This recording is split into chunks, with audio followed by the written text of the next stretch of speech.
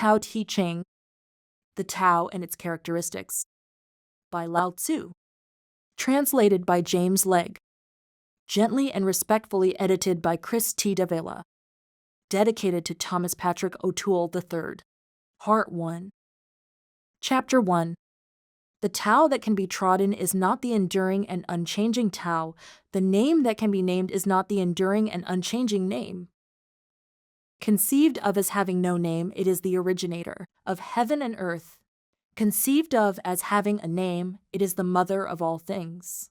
Always without desire must we be found. If its deep mystery we would sound, but if desire always within us be. Its outer fringe is all that we shall see. Under these two aspects, it is really the same, but as development takes place, it receives different names. Together we call them the mystery, where the mystery is the deepest. Is the gate of all that is subtle and wonderful. Chapter 2. All in the world know the beauty of the beautiful. And in doing this, they recognize what ugliness is. They all know the skill of the skillful. And in doing this, they recognize what the want of skill is. So it is that existence and non-existence give birth to one another. Difficulty and ease produce one another. Length and shortness shape one another. Height and lowness arise from contrast. Sound and tone harmonize with one another. Before and after follow one another. Therefore the sage manages affairs without action. And conveys teaching without words. All things arise, and none refuse to appear. They grow, and no one claims ownership. They accomplish their work and do not dwell on it. The work is done, but how no one can see. This is what makes the power never cease. Chapter 3. Not exalting the gifted prevents rivalry. Not valuing rare treasures prevents theft. Not displaying desirable things prevents confusion of the heart. Therefore the sage governs by emptying minds. Filling bellies. Weakening ambitions. And strengthening bones. He keeps people without knowledge and without desire, and where knowledge exists, he prevents it from becoming action. Through non-action, order arises naturally. Chapter 4. The Tao is like the emptiness of a vessel. Used, it is never filled. How deep and unfathomable it is.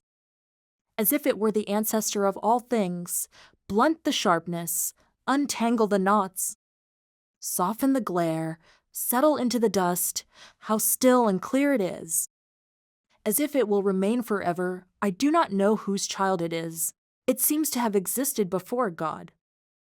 Chapter 5. Heaven and earth are not benevolent. They treat all things as straw dogs. The sage is not benevolent. He treats the people as straw dogs. Is not the space between heaven and earth like a bellows?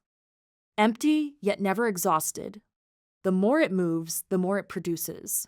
Much speech leads to exhaustion. Better to hold to the center. Chapter 6.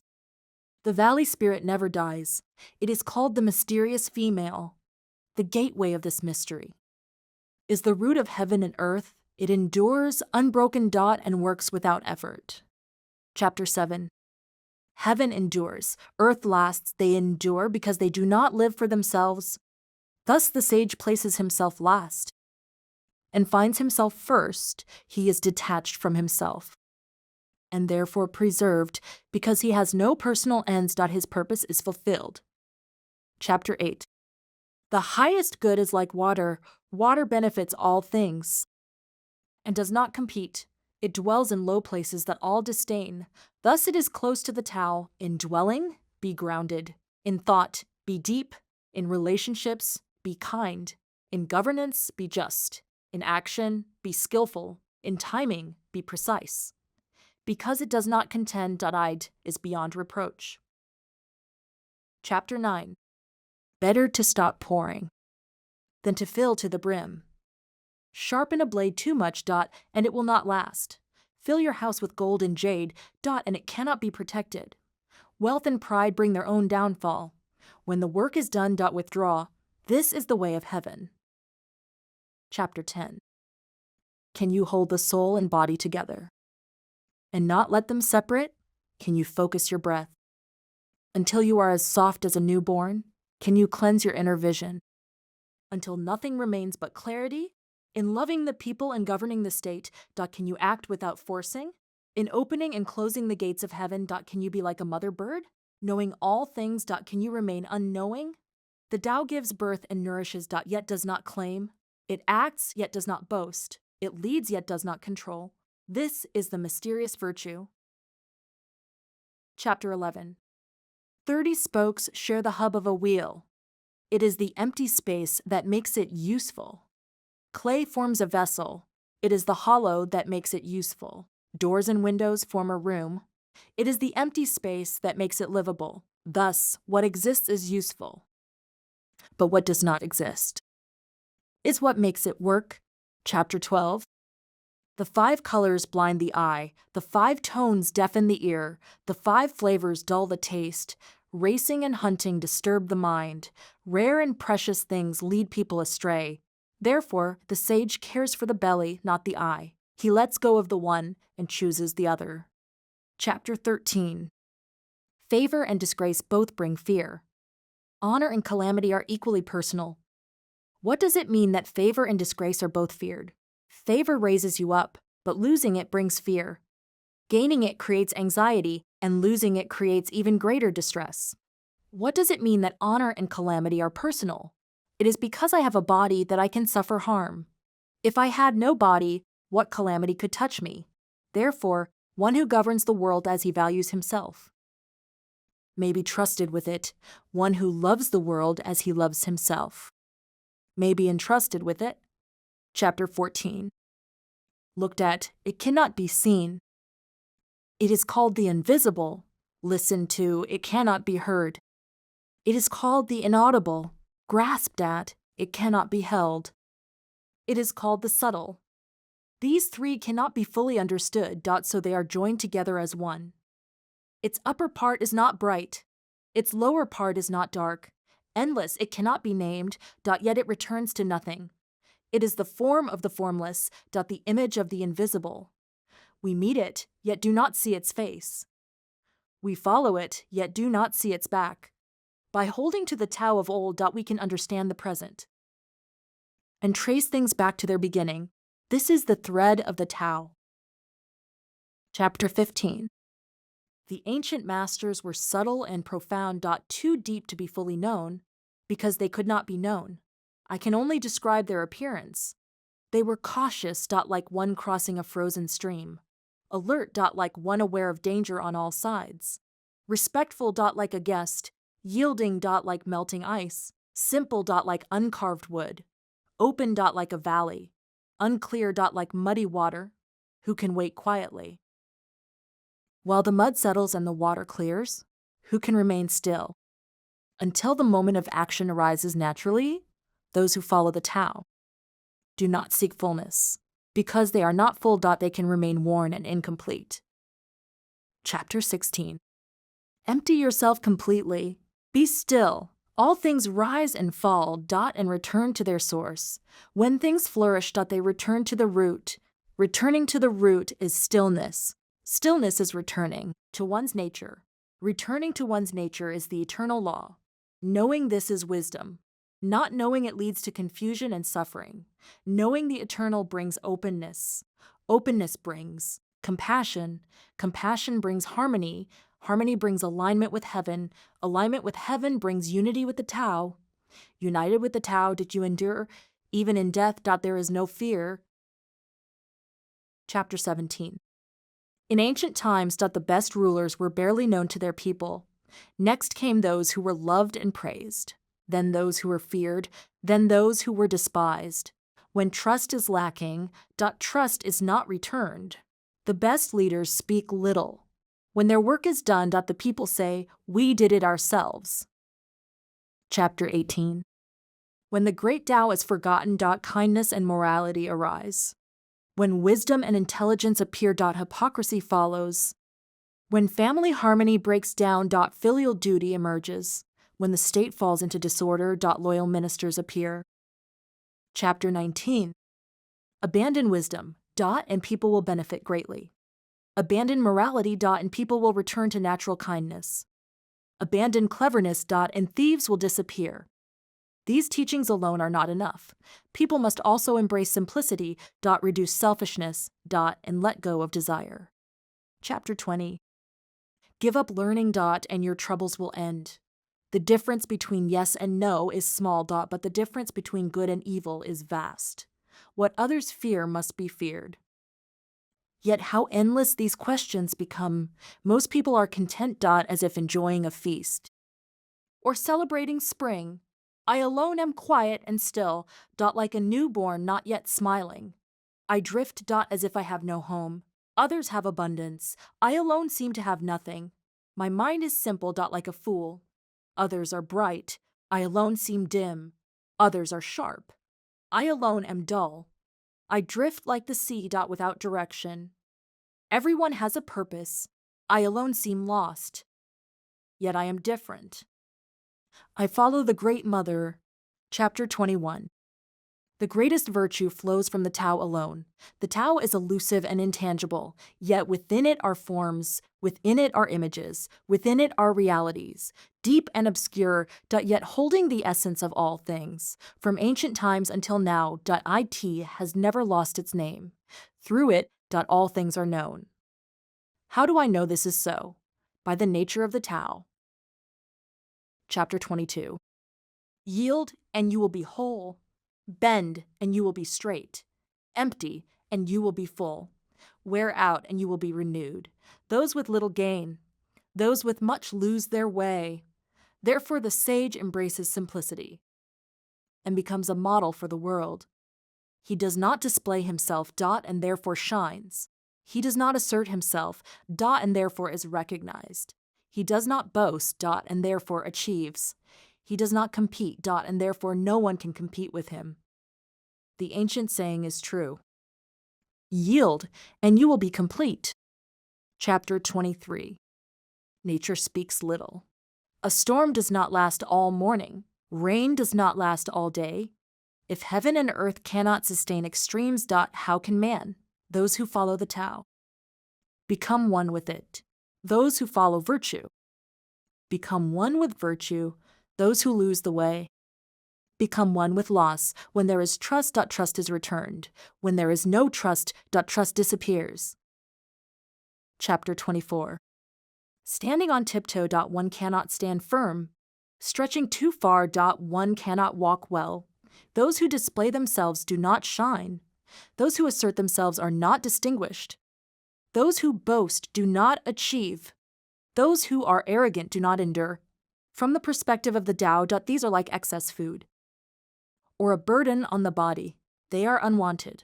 Therefore, those who follow the Tao avoid them. Chapter 25.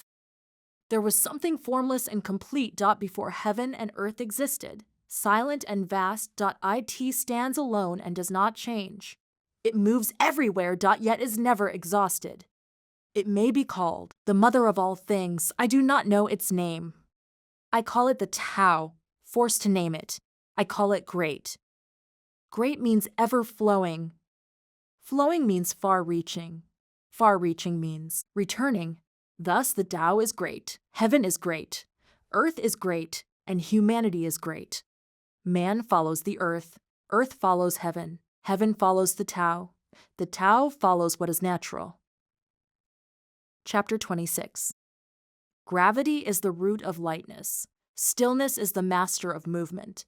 Therefore, the wise remain grounded. Even while traveling all day, though surrounded by splendor. They remain calm and unmoved. How can a ruler of many treat himself lightly? If he is light, he loses his foundation. If he is restless, he loses his control. Chapter 27. The skillful traveler leaves no trace. The skillful speaker says nothing that can be faulted. The skillful counter needs no tally. The skillful closer needs no locks, yet nothing can be opened. The skillful binder needs no knots, yet nothing can be undone. So the sage is always good at saving people. And abandons no one. He is always good at saving things. And wastes nothing. This is called hidden light. The skillful person is the teacher of the unskillful. The unskillful person is the material of the skillful. If the teacher is not respected. And the learner not cared for. Confusion arises. This is the subtle mystery. Chapter 28. No strength. But keep to gentleness. Be a valley for the world. Where all things flow. Then you return to the state of a child. Know the light. But remain in the dark. Be a pattern for the world. And return to the infinite. No honor. But embrace humility. Be a valley beneath heaven. And return to simplicity. The uncarved block. When shaped, becomes useful. The sage. When applied, becomes a leader. Yet governs without force. Chapter 29. Those who try to control the world will fail. The world is sacred. It cannot be controlled. Those who grasp it lose it. Those who try to shape it destroy it. Things move in cycles. Sometimes leading, sometimes following. Sometimes strong, sometimes weak. Sometimes rising, sometimes falling. The sage avoids excess. Avoids extremes. And avoids arrogance. Chapter 30. One who follows the Tao does not use force to dominate. Violence always returns. Where armies pass. Thorns and weeds grow. After war. Hard years follow. The wise strike only when necessary. And do not seek power. They act without pride. Without arrogance. Without force. Things that reach their peak begin to decline. What is not in harmony with the Tao will soon pass away. Chapter 31. Weapons, though beautiful. Are instruments of misfortune. All creatures hate them. Therefore, those who follow the Tao do not rely on them. In times of peace. Honor is given to the left. In times of war. Honor shifts to the right. Weapons are tools of sorrow. Not of the wise. They are used only when there is no choice. Victory is not celebrated. To celebrate victory is to delight in killing. One who delights in killing cannot lead. After battle. Grieve as at a funeral. Treat victory with mourning. Chapter 32. The Tao is eternal and nameless. Though simple and small. Nothing in the world can master it. If rulers could hold to it. All things would follow naturally. Heaven and earth unite. And sweet rain falls. Without command. All things find their balance. When names arise. There is a need to know when to stop. Knowing when to stop prevents danger. The Tao flows through the world as rivers flow to the sea. Chapter 33. Knowing others is intelligence. Knowing yourself is true wisdom. Mastering others is strength. Mastering yourself is true power. Contentment is true wealth. Persistence is true will. One who stays in place endures. One who dies but is not forgotten truly lives. Chapter 34. The great Tao flows everywhere. To the left and to the right. All things depend on it. Yet it does not claim them. It nourishes all. Yet does not control them. It accomplishes all. Yet does not take credit. Because it does not claim greatness. I is truly great. Chapter 35. Hold to the great image. And the world will follow. All will come without harm. And find peace. Music and fine food may attract for a moment, but the Tao. Though plain and without flavor. Never loses its value. It cannot be seen or heard. Yet it is inexhaustible. Chapter 36. To shrink something. You must first allow it to expand. To weaken something. You must first let it grow strong. To remove something. You must first let it flourish. This is subtle wisdom. The soft overcomes the hard. The weak overcomes the strong. Fish should stay in deep waters. Tools of power should not be displayed. Chapter 37. The Tao does nothing. Yet nothing is left undone. If rulers could follow it. All things would transform naturally. If desire arises. Return to simplicity. Without desire. There is stillness. In stillness. All things align. Part 2. Chapter 38. True virtue does not try to be virtuous. And so it is virtue. Lower virtue tries to be virtuous. And so it is not. True virtue acts without effort. Lower virtue acts with intention. When the Tao is lost. Virtue appears. When virtue is lost. Kindness appears. When kindness is lost. Justice appears. When justice is lost. Ritual appears. Ritual is the beginning of disorder. The wise hold to what is real. Not what is superficial.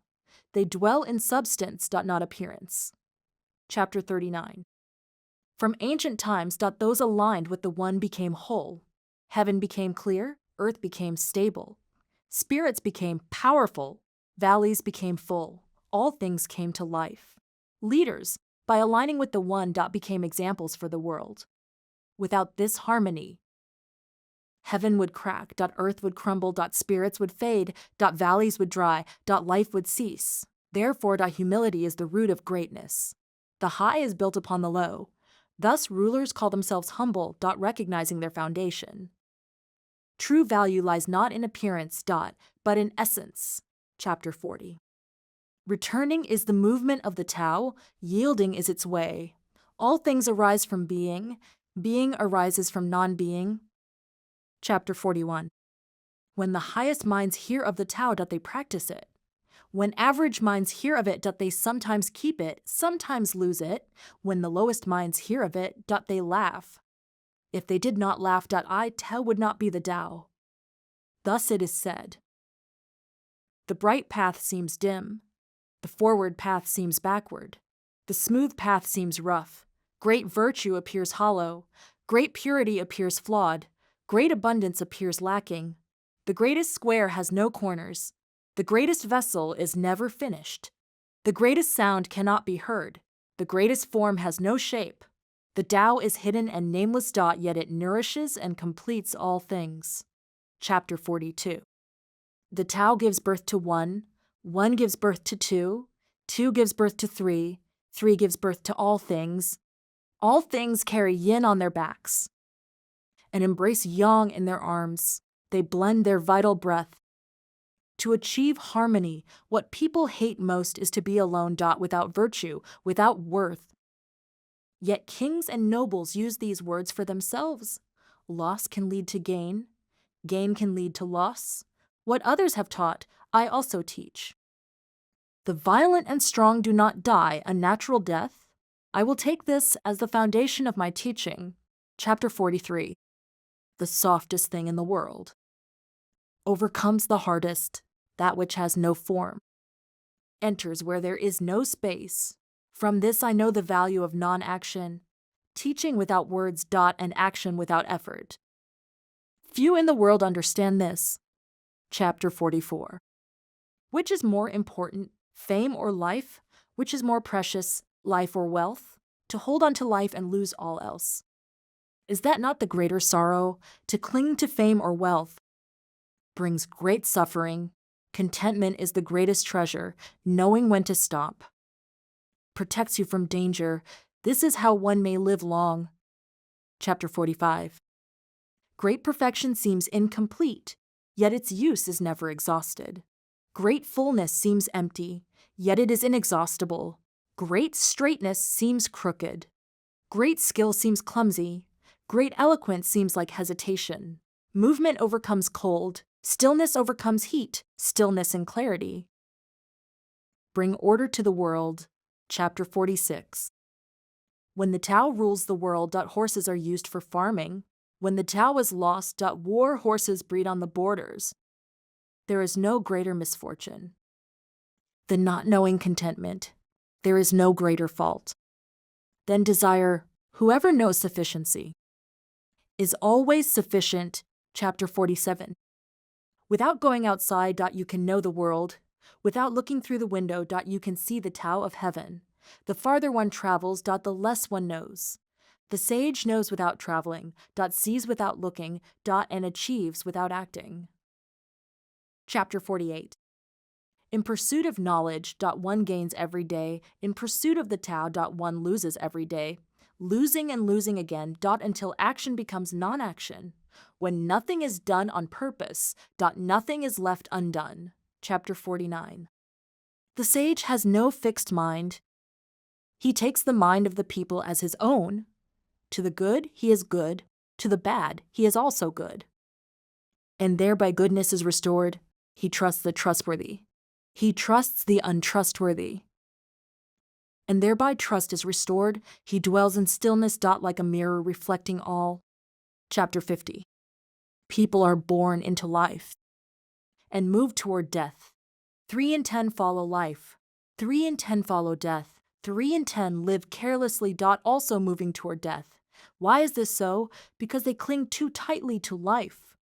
But one who understands the Tao moves through life without fear. He does not avoid danger. Yet nothing can harm him. Chapter 51. The Tao gives birth to all things. Virtue nourishes them. They are shaped by circumstances and completed through time. Therefore, all things honor the Tao and value its virtue. The Tao gives life. Yet does not possess. It acts. Yet does not claim. It leads. Yet does not control. This is the mysterious virtue. Chapter 52. All things have a mother. Know the mother. And you know the children. Knowing the children. Return to the mother. And you will be safe all your life. Close the senses. Close the gates of desire. End life without toil. Open the senses too much. And life becomes troubled. Seeing the small is clarity. Holding to softness is strength. Chapter 53. If I had a little wisdom, I would walk the great Tao. The great Tao is broad and easy. Yet people prefer side paths. Courts are kept clean and ordered. Yet fields are left wild. They wear fine clothes. Carry sharp swords. Eat and drink in excess. And store wealth in abundance. This is called robbery and pride. It is not the Tao. Chapter 54. What is well planted cannot be uprooted. What is well held cannot be taken away. Generations carry it forward. Cultivate it in yourself. And virtue becomes real. Cultivate it in your family. And abundance grows. Cultivate it in your community. And harmony spreads. Cultivate it in the world. And peace becomes natural. Chapter 55. One filled with virtue is like a newborn child. Poison does not harm him. Wild animals do not attack him. His bones are soft. His strength is gentle. He cries all day without becoming hoarse. This is harmony and fullness. When things become strong. They begin to decline. This is not the Tao. Chapter 56. Those who know do not speak. Those who speak do not know. Block the senses. Close the gates. Soften the sharpness. Unravel confusion. Dim the brightness. Return to simplicity. This is called mysterious unity. It cannot be approached or rejected. It cannot be benefited or harmed. It cannot be honored or disgraced. Therefore, it is the highest state. Chapter 57. Govern a state with simplicity. Lead a war with strategy, but win the world through non-action. The more laws there are. The poorer people become. The more rules. The more disorder. The sage says. I take no action. And people transform themselves. I desire stillness. And people become orderly. Chapter 58. When government is simple. People are happy. When government is harsh. People become deceitful. Happiness and misery follow each other. Who knows where it ends? The sage is steady. He does not cut. Does not wound. Does not divide. He is straight. But not sharp. Bright. But not blinding. Chapter 59. To govern people and serve heaven. Nothing is better than moderation. Moderation brings early return to natural balance, deep roots, and strong foundations. Lead to long life. Chapter 60. Governing a great state is like cooking a small fish. Do not overwork it. When the Tao governs the world. Spirits do not harm people, not because they lack power. But because they do not use it. Their power does not harm. And harmony is preserved. Chapter 61. A great state is like a low valley. It receives the world. The female overcomes the male through stillness. Through stillness, it becomes receptive. So a great state lowers itself to win the trust of smaller states, and small states lower themselves. To be received, both find their place through humility. Chapter 62. The Tao is the hidden treasure of all things. It is the refuge of the good. And the shelter of the unworthy. Beautiful words can earn respect. Good actions can raise a person. Even those who are not good are not abandoned. Therefore, when the Son of Heaven is crowned. And ministers are appointed. Do not compare it to the Tao itself. The Tao is beyond value, yet it is the root of all value. Chapter 63. Act without acting, work without effort, taste without tasting. Make the small feel large, and the few feel many. Deal with difficulty while it is still easy. Do great things while they are still small. The wise never attempt greatness alone, and so they achieve greatness. Chapter 64. What is still is easy to hold. What is not yet formed is easy to guide. What is fragile is easy to break. What is small is easy to scatter. Act before things arise. Order things before disorder begins. A tree that fills your arms grew from a tiny sprout, a tower of many floors. Began with a single handful of earth. The journey of 1,000 miles begins beneath your feet. Chapter 65. The ancient masters of the Tao did not try to enlighten the people. They kept them simple. When people become clever and complex, that they become difficult to govern. To govern with cleverness is to harm the state. To govern without cleverness is to bring harmony. Chapter 66. Rivers and seas rule the valleys because they stay low. So the sage stays below others, and so becomes first. He places himself behind, and so is placed ahead. He does not compete, and so no one can compete with him. Chapter 67. The world says my teaching is great. But unlike anything known, because it is great, it seems unlike anything else. I have 3 treasures I hold. The first is compassion. The second is simplicity. The third is humility. Compassion makes one courageous. Simplicity makes one generous. Humility allows one to lead. Chapter 68. The best warrior does not provoke. The best fighter does not rage. The best leader serves others. The best ruler does not dominate. This is called the virtue of non-contention. It is called the strength of stillness. Chapter 69. A wise general says, I would rather receive than advance. I would rather retreat than push forward. There is no greater danger than underestimating an opponent. To underestimate an enemy is to lose one's greatest treasure. Caution. Chapter 70. My words are easy to understand, and easy to practice. Yet no one understands them, and no one practices them. This is because people do not know me. The sage wears plain clothes, but carries treasure within. Chapter 71. To know that you do not know is strength. To think you know when you do not is sickness, only when one recognizes this sickness. Can one become whole? The sage is free from it, and so remains complete. Chapter 72. Do not fear what should be feared. Do not live lightly with life. Do not burden existence with excess. When people lose fear of the deeper laws, great disorder follows. The sage knows himself, but does not display himself. Chapter 73. Heaven does not rush, yet it accomplishes all. It does not speak, yet it answers everything. It does not seek, yet all things return to it. The net of heaven is wide, but nothing escapes it. Chapter 74.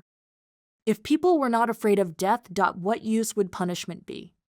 But there is always a greater force that governs life and death. To replace that force is like cutting wood for a master carpenter. One risks injuring oneself. Chapter 75. People starve because rulers take too much. People are difficult to govern because rulers interfere too much. People fear death because life is demanded too heavily. Those who do not cling to life are wiser than those who overvalue it. Chapter 76. When born, people are soft and flexible. When they die, they are stiff and rigid. Plants are tender when growing, dry and brittle when dead. So softness belongs to life. Hardness belongs to death. Chapter 77. Heaven's way is like a drawn bow. It lowers the high, and raises the low. It takes from what is full and gives to what is empty. But the sage does not take from others. He gives what he has, without pride. Chapter 78. Nothing is softer than water. Yet nothing surpasses it in overcoming the hard. The soft defeats the strong. The flexible defeats the rigid. Everyone knows this. But few live it. Truth often appears reversed. What is true seems unclear. Chapter 79. After great anger, there is always lingering resentment. The sage does not hold to blame. He accepts responsibility for his part, and lets go of what cannot be changed. He does not demand repayment from the world. Chapter 80. A small country with few people lives simply. It values life and does not travel far.